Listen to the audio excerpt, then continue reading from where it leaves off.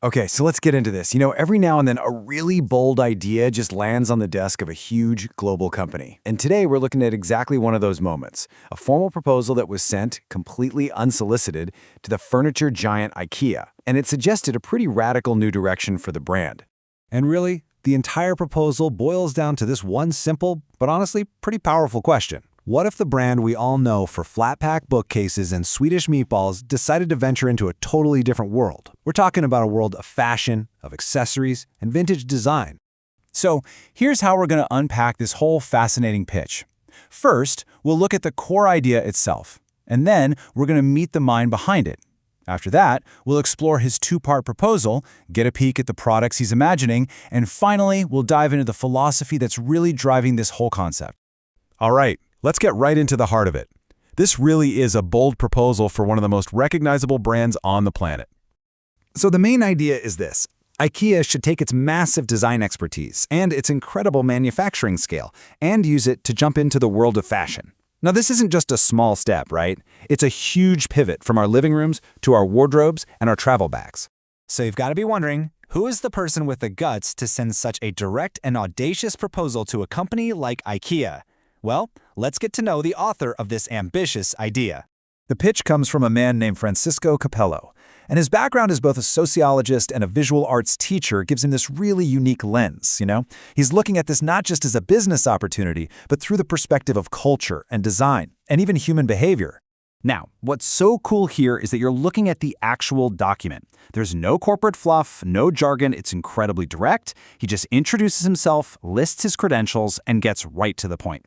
He even includes his personal cell phone number for a WhatsApp video call. It's just so refreshingly straightforward.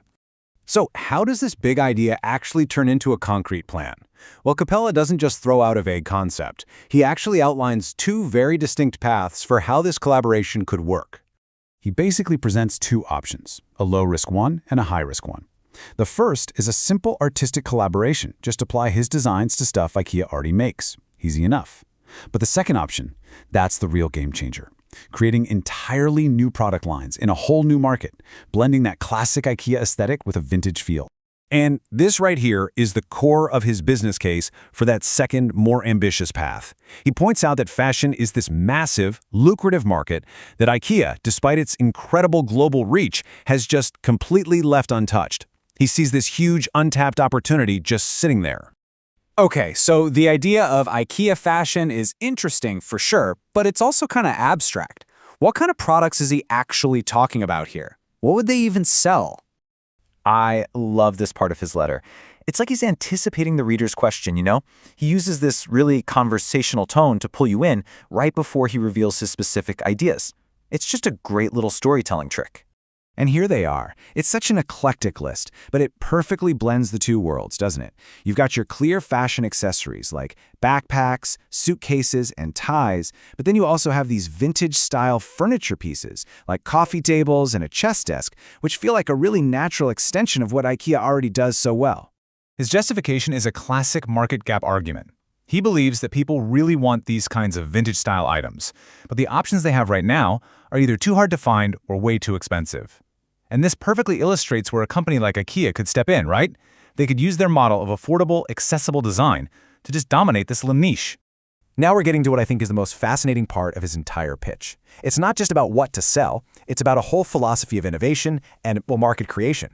To make his point, he actually quotes Albert Einstein.